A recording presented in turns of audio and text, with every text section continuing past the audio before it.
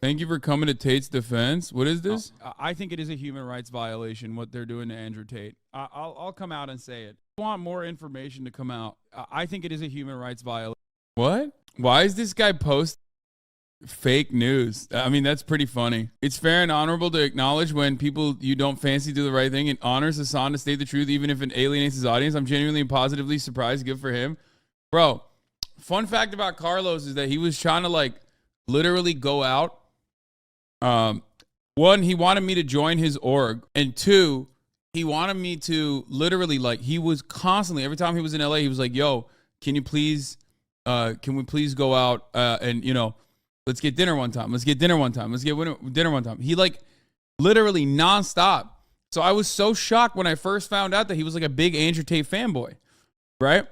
And I was like, no, I'm not into it. I'm good with orgs or whatever. But you know what's funny about this clip that he just clipped out of context? I'm talking about it's a human rights violation that they don't let him shave his hair. I think it is a human rights violation what they're doing to Andrew Tate. I'll come out and say it.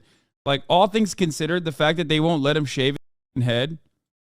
I mean, dude, come on. You know, I'm a disability advocate, as you guys know. I'm a disability activist, as you guys know. And one of the things that I obviously consider a disability is the follically challenged community, and I think it's vile. But like Andrew Tate fans are literally like, W, rare Hasan, W. All they give is like literally just like Andrew Tate and because I like Andrew Tate. I mean, I'll take it. I'll take that clip chimp, baby. Maybe we'll get some Andrew Tater tots in here who will then turn around and be more understanding to my position. That's the funniest part on the internet is like when you come out against a insanely popular figure with a rabid fan base, and like that's the way. That's the way for me to win favors when I could just as easily, perhaps much easier, be an Andrew Tate fan and just like eat away at half of his audience, just like all these other clout hungry goblins do. Whether they agree with Andrew Tate or not doesn't matter. Partially they do agree with him.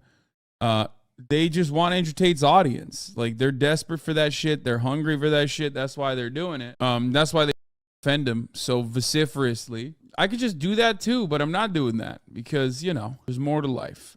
Before we move on from slander for the LGBT, here's Andrew Tate, whose detention is extended for a third time. Controversial influencer Andrew Tate and his brother Tristan have had their custody in Romania extended for a third time and will remain in detention until at least the end of March. The pair were arrested in December on suspicion of human trafficking, forming an organized crime group. Both men have denied any wrongdoing. Their detention has previously been upheld until 27th of February and now has been extended for another 30 days. Apparently, you can do this for like up to 6 months in Romania, which is crazy.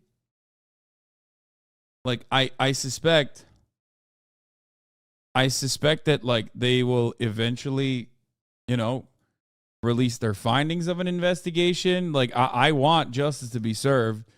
Like, it is funny to see Andrew Tate grow out what remains of his hair and like constantly get trotted out so that everybody like sees the top of his dome.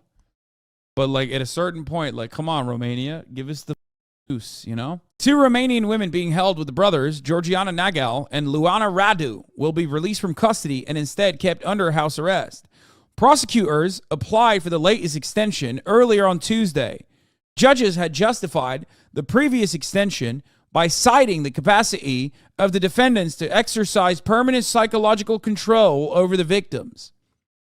Last week, the BBC reported that the Tate brothers threatened legal action against at least one woman, making and human trafficking claims against him. In a cease and desist letter sent by a U.S. lawyer on their behalf,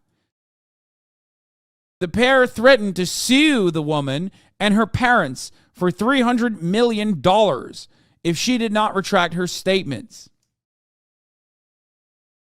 Speaking after today's extension application was filed, lawyers for the Tates told journalists that no new evidence was presented at the hearing and that the prosecutor's case did not support the brothers' continued detention. A legal advisor for the brothers told the BBC last week that they would challenge any decision to keep them in custody beyond next Monday. Asked how the brothers were responding to their continued detention, she replied that it's very challenging. Yeah, I don't know. I mean, I hope that, like, eventually we'll get some information. He thought he was getting out too. Oh, no. My legal team has done a fantastic job today. As of today, the judges have been given a very close understanding of the truth behind the allegations against me. True colors were brought to light. Inshallah, I will be freed. Yeah, God was like, no, bitch, you're staying in jail. That's what God said. No, but for real, like, this is what happens when you hire a female lawyer, Andrew. You've lost what it means to be alpha.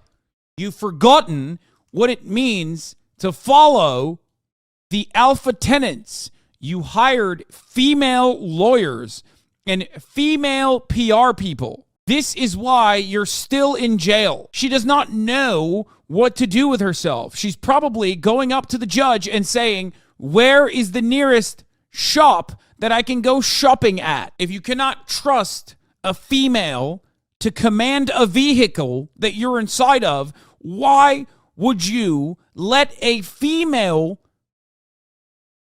be the one person who can break you out of prison to give you freedom? This is why you're still in jail.